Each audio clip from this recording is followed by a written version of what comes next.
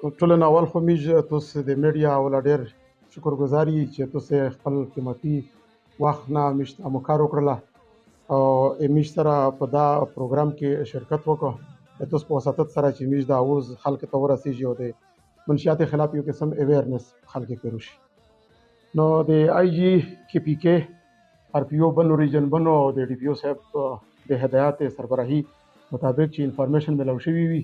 چې دا دی په میرانشاه کې لکه تاسو ته مخکې موږ یو پریس کانفرنس شو او پاکه دا خبره شوې وه چې دغه دپاره موږ نوي روغړي ټیمونه تشکیل کړي دي. موږ ته چې څرنګه انفارمیشن ملو شول موږ د ډي پی او صاحب په حکم باندې یو ټیم تشکیل کړ چې دغه سربراهي ډي اس پي شروعالي خان صاحب سرکل ډي اس پي میرانشاه کړله. دغه سربراهي کې موږ دغه چپه ووله او د کوم کسان وي هغه اډکټډ دي او د منشیات فروش دي یا آیس ډیلرز دي کنه په هغه باندې موږ هغه چپه ووله مختلف قسمه ریکوریز وغیره ونه وکړل چې نن تاسو په مخ کې موږ ویلوړي دا زیر سره دي. خو دغه نه ټول نه بل غټه خبره دا دوی چې موږ ته لکه مخکې انفارمیشن وي خو دومره ډېر معلومات نه وي چې موږ کله مخکې په ډیټیل سره پکې لوړي نو موږ په دغه سره دغه درې بچون چې وي دغه ریکور کړل چې دغه دی د فرهاد نوم دی دا د زیت الله بچای دی د میرانشاه کلي سره تعلق ساتي. د انټروګیشن رپورټ دا وی دی مو سره پرېت دی د انټروګیشن رپورټ مطابق دی د 4 سال نه تقریبا 3-4 سال نه دی د آیس اډکټډ دی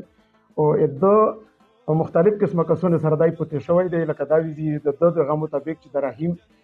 خیم چې کیمیو چې مخکې نیولای شوی دی د رحیم ورر و دا دغه وستلای و د سره به ټک پوتې کې د بیا رحیم سره ورسته و دو د غاک ته د سپلای کړله د آیس ولا او دو خپل سره سکول دغه نه بعد دی بیا لوړو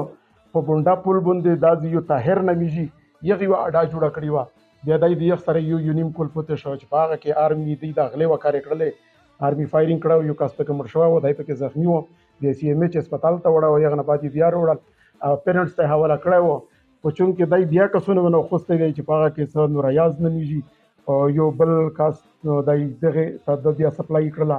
چې مو پښتنه ونه وکړه چې تاسو دغه په اوس کې څومره پیسې ملويږي چې مشته د سکولې د پر صرف آیس ملويږي